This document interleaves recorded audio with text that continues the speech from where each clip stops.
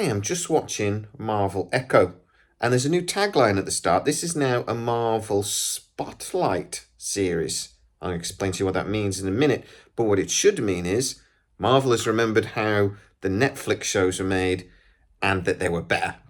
That's what it should be called. Marvel, Netflix stuff. That was good, wasn't it? Let's do that again.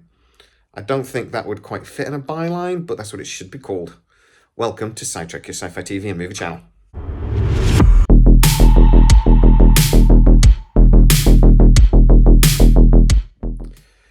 So, I'm watching Echo. It's very good. There will be spoilers if you haven't seen it, but not too much. I want to talk more about this Marvel Spotlight thing. I want to talk more about the tone and the style of the series, but there is a few little spoilers, so beware. First of all, Daredevil's in it.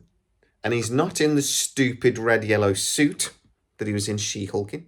He's in the proper suit, because this would be actually before, so it's set earlier. The first 5 to 10 minutes of the episode is running through time and the development of the character, etc. Kingpin is in it. He's very good. I cannot wait for the new Daredevil series, and we'll talk about that in a sec as well, because I want more Kingpin. Brilliant actor. One of the best in the Marvel universe. I've seen people talking about him several times and basically saying he's very much an actor's actor, in that other actors watch him and go, oh, I wish I could do that. He is so terrifyingly lovable, and you think he's being sympathetic, but really he's just trying to get you to do what he wants. This character learns that very quickly, the hard way, to be honest, that the Kingpin is manipulative, but the actor is so good at it, it's so believable. He's one of the best villains in all of the Marvel, pretty much the last 10 years of Marvel. The tone of the series, though, is very clever. The makers have really used the fact, obviously, that the character is deaf, so it switches from having sound to being silent and back again, but it does it very, very effectively. It does it in a way that makes you really understand what the character's doing, but also you feel the tension more because of that switching backwards and forwards. The emotional roller coaster the character is going through really is emphasized by that use of sound. You know how music is used so effectively in really good TV and movies. The use of no sound is used just as effectively in this. I'm very, very impressed with this so far. The action sequences, particularly the fight scene with Daredevil, is very reminiscent of what we saw with the Netflix Daredevil series when it was at its best. They've really made sure that they use these sort of cut scenes really well, so they can move and have almost, you feel like it's almost one continuous shot. But if actually you know what you're looking for, you can see where they've cut it. You know, there'll be something move in front of the camera, occludes the actors or something, things like this. But if you didn't know that, you weren't looking for it, you wouldn't know.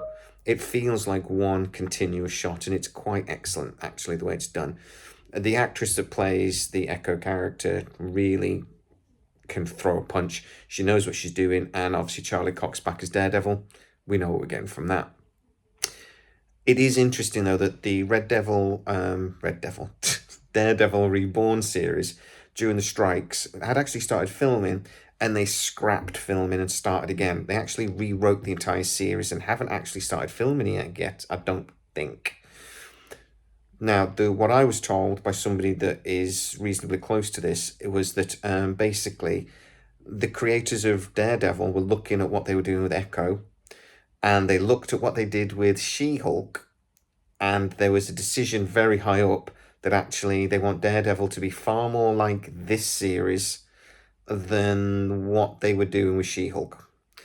So, when we see Daredevil Reborn, we can expect that it'll be more like this series. So if you are looking forward to the Daredevil Reborn series and you want to get a feel what now they're doing with it, now they've changed their minds, thank Christ, watch this series and I think you really will get an idea.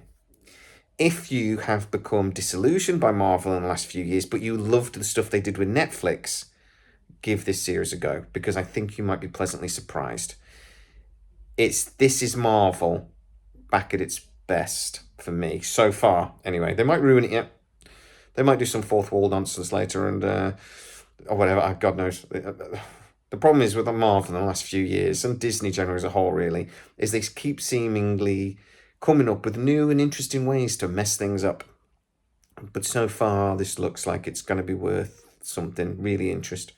So as I say, if you've become disillusioned by Marvel, give this a try. It might just reawaken your passion for the projects.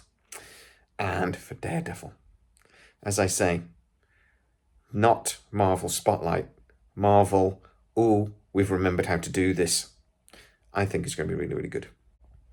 I nearly forgot to tell you what the Marvel Spotlight actually does mean. So, it's going to be projects done by Marvel that you don't necessarily need to have watched everything else of Marvel to understand. So think about the Infinity Saga, where you needed to watch those movies in order to really understand and appreciate what was going on. These series, these Marvel Spotlight series, are going to be projects that in at least some way stand on their own. You don't necessarily need to have watched everything else before it. I would argue, though, for this series, you really need to have watched Daredevil, or you won't know who the hell that is, and you really need to have actually watched the Hawkeye series from last Christmas, or you, again, won't know a lot of what's going on. But it does explain enough of it, I think, that you could just watch this on its own. So, guys, get into comments once you've seen the episode and tell everyone what you think. Am I sort of on the right lines with this? Do you agree with me, or do you think, no, this is more Marvel nonsense? If you've seen the entire series, I'd love to know, without too many spoilers, what's going on and how you feel about the series. So get into the comments and tell me exactly what you think. If you are new to the channel, don't forget to like, subscribe, but that bell notification, it really helps us out and you'll never miss any of our new videos. I do quick videos like this and the more, posh videos as well. Also, go over to patreon.com/SciTrek, where most of our videos do premiere first, and you get to see them without the adverts. And finally, go to SciTrek.co.uk, which is our dedicated website where we do stories based on a lot of our videos. So go check that out too. As always, please stay safe, and I'll see you next time.